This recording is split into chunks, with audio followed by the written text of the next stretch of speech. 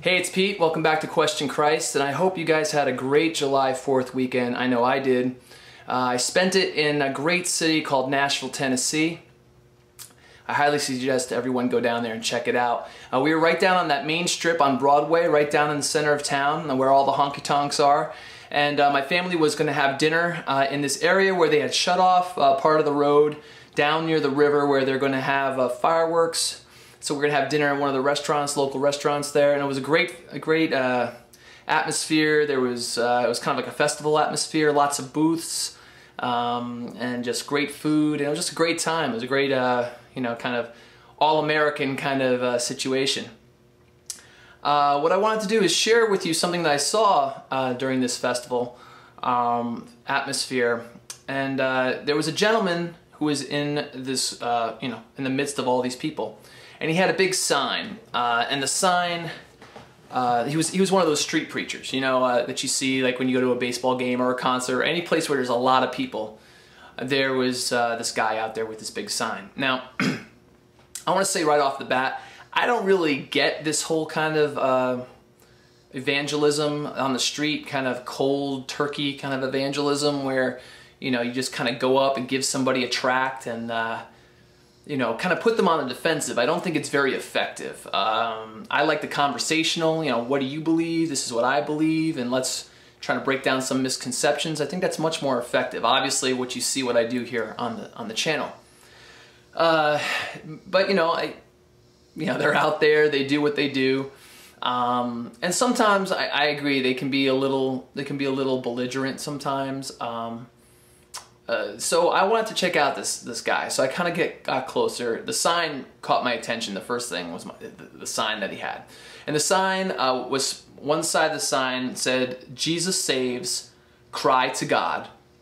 And on the other side of the sign, it said, it was kind of paraphrasing of Galatians 5 verses 19 through 21.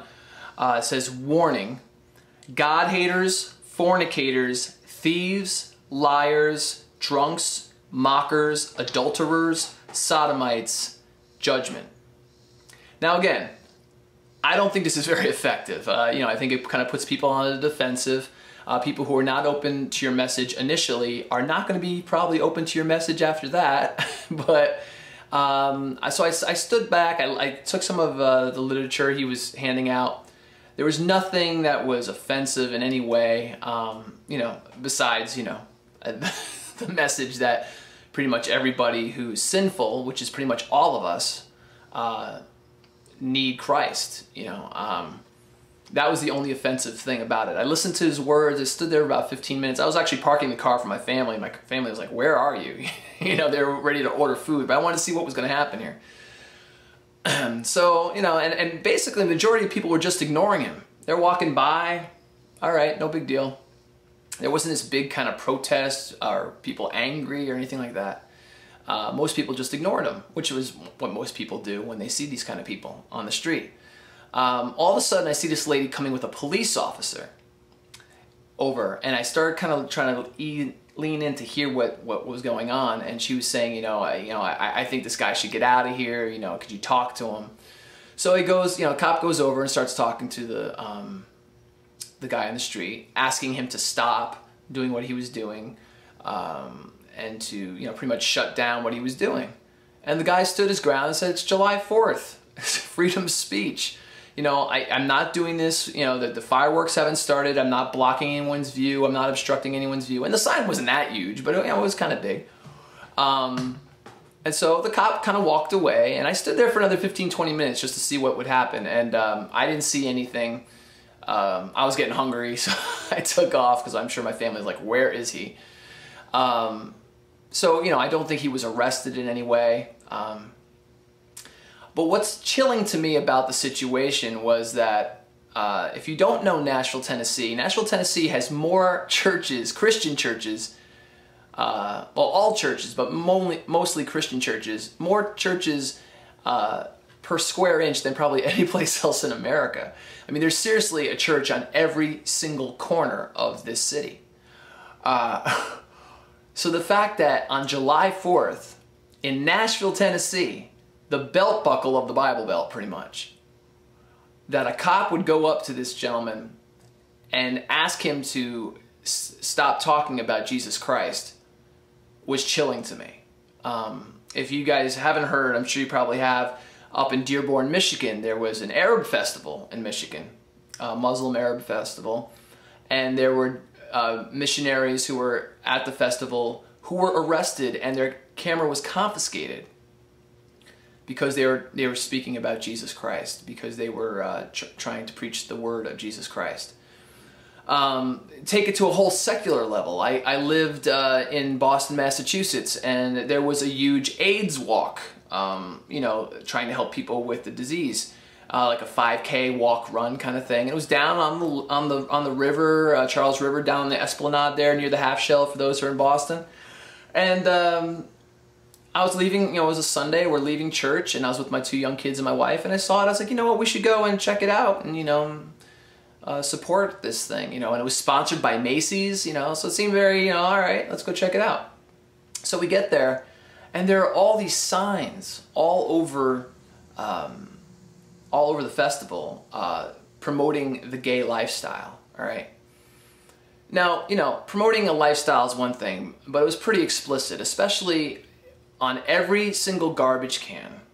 I thought this was appropriate. On every single garbage can, there was an advertisement for personal lubricant, shall we say. You know, lubricant for sex, pretty much. On every single garbage can. Now, luckily, my kids are young. You know, they're like, you know, they were too young to read this.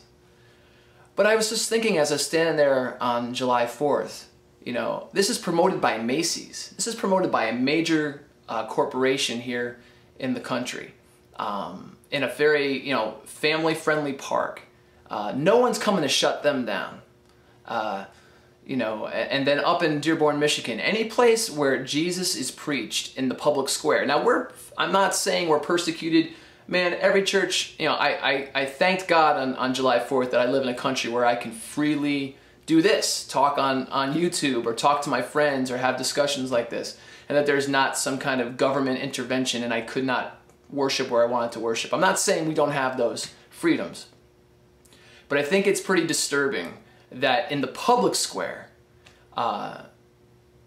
everything needs to be shut down when it comes to talking about Jesus Christ.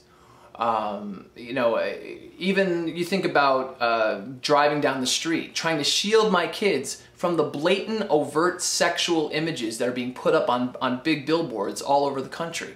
Or these, like, you know, horrific movie posters for these crazy, evil, you know, horror movies. Now, I'm not a prude. I mean, I can handle that, but I have no way to shield my kids' eyes, and I have no way to control that situation, what I want my family to see. And there's all this violence and sex and death that is being sold over and over and over again. And I'm not talking about on TV where you can turn it off. I'm talking about out in the public square. It's all good. It's all good. You could talk about anything, but don't talk about Jesus. Then all of a sudden, it seems lately that you get shut down. So I thank God that I live in a country where I still, as of today, July 6th, I still can preach the word of Jesus Christ and not be arrested. But I don't think I'm being overreactionary when I say that if you are getting shut down in Nashville, Tennessee, the Bible Belt like mainstay, that you can't even preach the word of Jesus Christ without police coming to tell you to stop, I think there's a vast shift in where things are going. And again, everything else is up for grabs. You can talk about anything. You can sell the most vile stuff.